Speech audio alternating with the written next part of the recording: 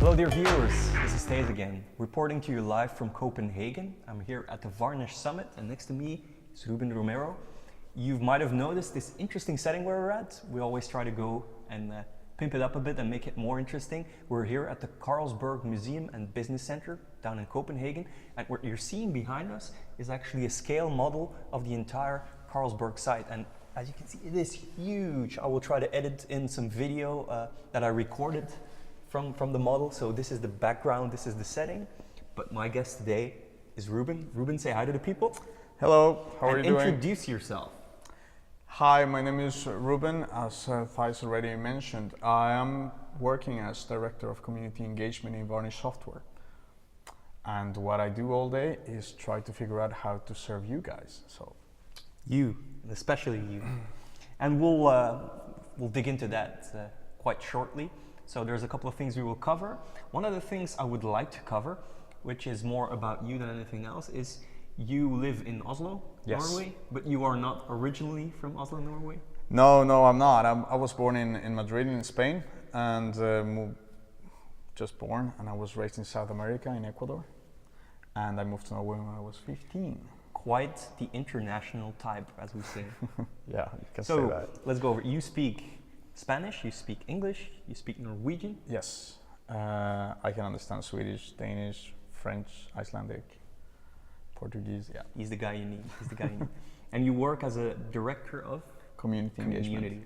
Yeah. Now, I'm a tech evangelist. I deal with communities in a lot of shapes and forms. Yes. Tell the audience how you deal with, like, what's your target audience? What are the difficulties you have? How do you try to solve them? What's the angle of your work? What do you do? Right. So, I mean, as you know, Varnish is at the very center of HTTP delivery for a lot of sites. Now, for those of you who don't know, Varnish is a reverse caching proxy, or a HTTP accelerator, as they call it. It speeds up your website. You put it in front of your website, and it will cache slow requests and make your website a lot faster. That's in a nutshell what Varnish does, and Ruben is the community manager on that. So, as you were saying, I mean, like, you put Varnish, as you said, in front of your PHP application, and then it will speed it up between 300,000 times, like roughly, so that you can expect a huge improvement in performance. But I was saying that you know, our role being an HTTP like epicenter of delivery, you know, allows for us to have a lot of communities that use our software. So it's not only PHP that uses it, but just about any web framework or web-centered language.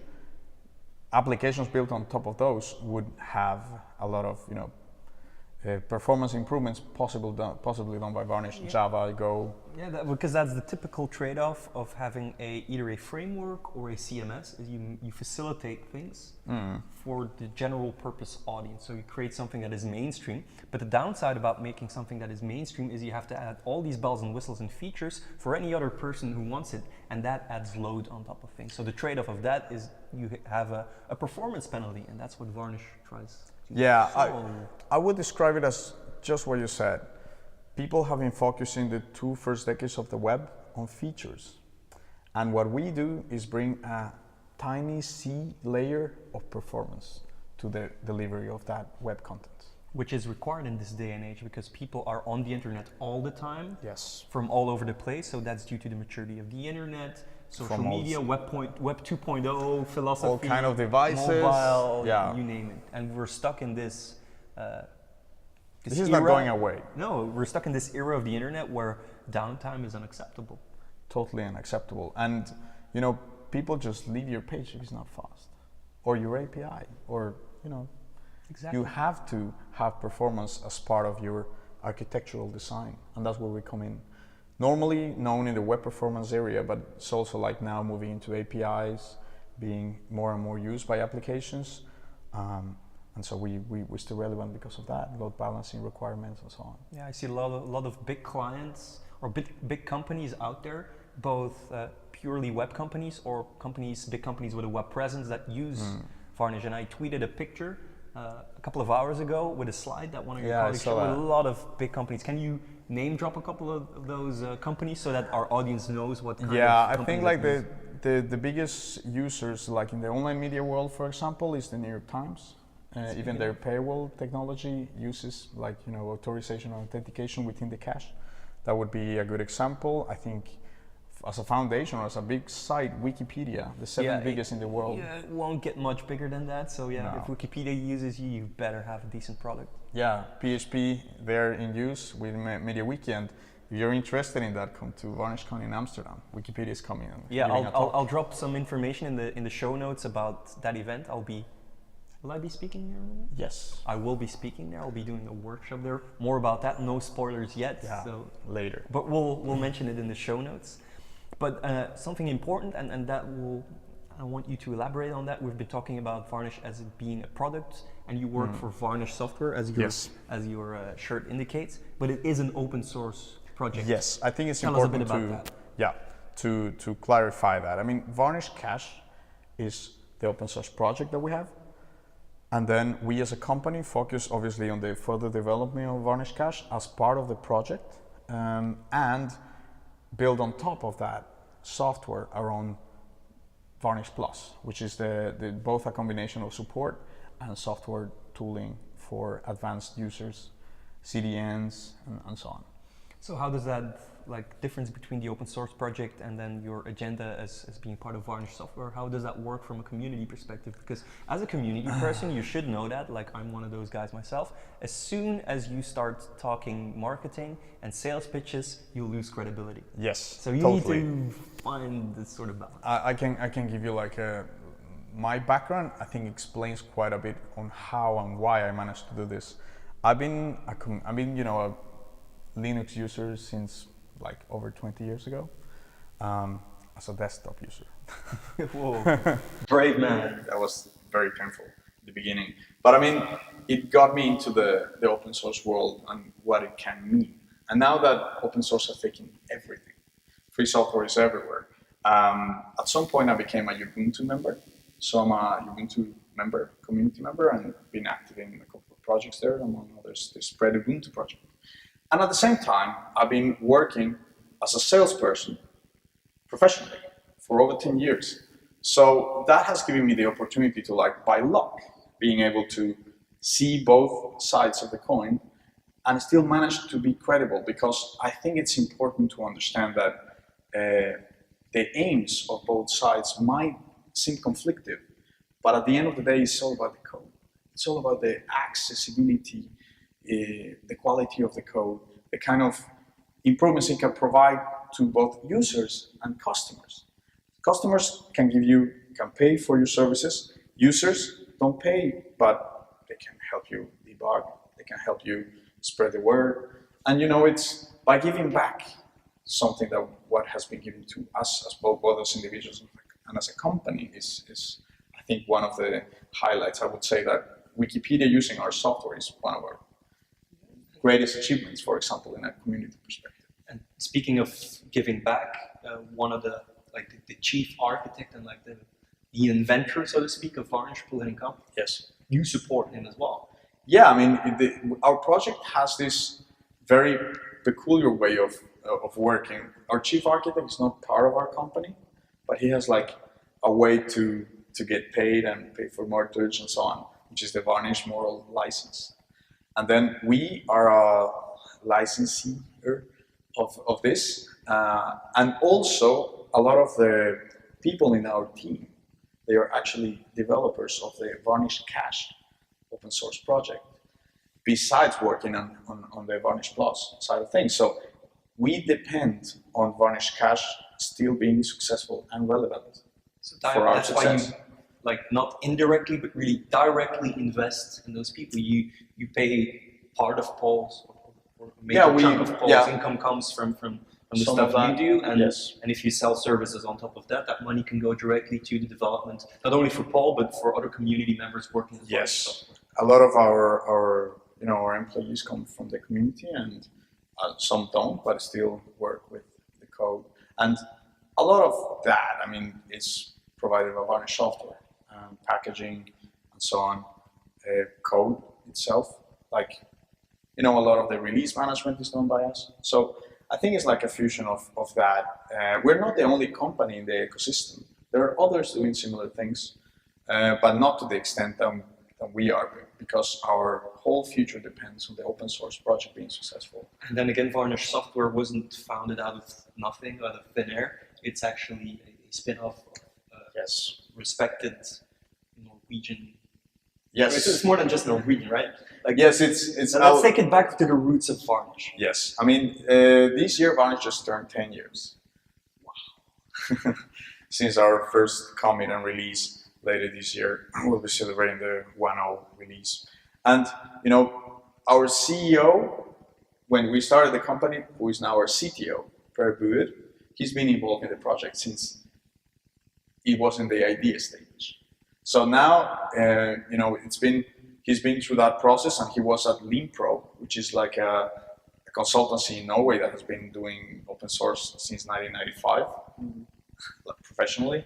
So, you know, I was still in elementary school back then, just right. The facts and figures about that. Yeah, I was in high school, but yeah, you get the idea. Yeah, it's like these guys were very early on. Long time open source. So Varnish was born there in the Linux side, and Paul Henning was working on the code itself and on the FreeBSD port. For Verdens Gang, right? Because yes, it was actually a custom consultancy gig.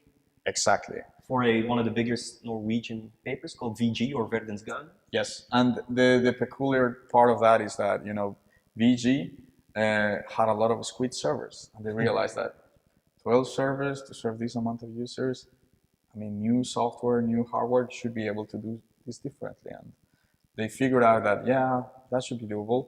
How do we go about this? And they contacted Paul, they contacted Limpro. So that was born there. Eventually, we merged with Red Pill, which is a Swedish open source consultancy as well. So Red Pill Limpro was born.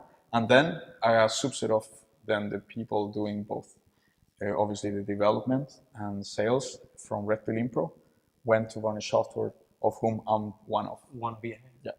Cool. Yeah. That's quite an interesting story. Tell us a bit about the future of Varnish, because a lot of people know Varnish, it speeds stuff up, and like we had Varnish 3, which was a major release, Varnish 4 came along, lots of improvements. Any idea, or can you already give us some information about Varnish 5? Right, so the things you can share. What I can say is that Varnish 5 will be the first release in a new way for our project to make software releases. We're going to have a time-based release. So every 6 months, we plan to basically make a release. Caught what's in the tree, out. And so Varnish 5 will be the first one, so that's going to be interesting from that perspective. We have no idea what's going to be there. So it's from a when it's done release to actually time-based release? Yes, to whatever is done by the time we have to release, release it. We're aiming to work towards support for HTTP2. So that's the main focus of the project. That's interesting, right? HTTP2, it's all the rage these days. I'm very excited about that. You know, it's a hard thing to get right and performant at the same time. Because by design, the protocol is, you know, it has its challenges. It obviously improves a lot of things. Yeah, sure. It's going to have to, because it's multiplexed, so it has over a single connection, lots of different streams can pass. It's not the protocol itself, but the implementation from the browser side. So it needs to have TLS. So that will be a big challenge. So lots of things. So that's one of the things that we have been addressing. Like Varnish 4.1 has already support for the proxy protocol. Yeah, I made like in my YouTube channel, you'll find a video about that. I'll link to that as well, where I explain how you can get it set up, what the benefits are of using the proxy protocol to basically identify what the IP of the original user is. Yes. So the proxy protocol will allow for you to put any kind of TLS terminator in front of Varnish and give it information. Nginx, HA proxy, Hitch, so on. Pound can also be used. Yeah, I'm not sure if Pound actually supports proxy. Like proxy was invented by HA proxy. Yeah. So if you use HA proxy to terminate your SSL connections, it will pass the original IP information on all the way to Varnish. Yeah. You can also use, like, we at Varnish Software have made Hitch, which is like a dumb TLS proxy. It only terminates the TLS and then gives you whatever. It doesn't do load balancing, it just terminates SSL. literally just terminated. Good enough, good enough. Yeah, so it's like based on stuff, but that's for another chat. So if we can summarize this right here, right now, exciting things happening still, both for Varnish Software, for the Varnish project. Yeah. Any idea about the release time of V5? V5 is to be released in September. That's pretty short term. Yes. Good. We have the aim to actually do it on the 15th of September, but I'm not going to promise you that. We're aiming for that, but it's definitely within a very short time frame, which would, to all practical means, mean Q3. Q3. I am expecting Varnish release parties. I will try organizing one. Yes, and that's one of the things I would like you, all of you out there. It's like if you ever had Varnish saving you or saving your site, we would like to welcome you to, come and join our parties. We have spread the love. Yes, spread the love. We're gonna do party package as usual, and that will be full of surprises. And we really hope that you can join us and spread the love of Varnish and see what good it brings for your users. Now, before we end, anything on a personal note you want to add? Yes, I would personally like. I know that a lot of your viewers are coming from the PHP side of the web world. That's true. That's true. I want to expand. I want to broaden my horizons. But yes, a lot of people. Right. So I'm working in one thing now, and that's trying to understand more on what our project, the Varnish project, can do for web developers. So I would like to ask you to please. He will post a link on a survey I have running, which is also available at VarnishCache.org. And please fill that out. And if you have any feedback that you think is worthwhile for us to have, please contact me directly. It's just, we really need to figure out how we can help you better. And we know already about many things we can do, but I'm always open for new ideas. So feel free. It's in your best interest. If you do this, it will directly have an impact on the Varnish project, and the Varnish project is there to speed up your website. So on that note, I would like to thank Ruben. Ruben, cheers for having me. Cheers for this nice environment. I will take the camera and show you even a bit more. Yeah, do that. Check this bad boy out. And with that, goodbye from Copenhagen, and see you on the next episode. Cheers.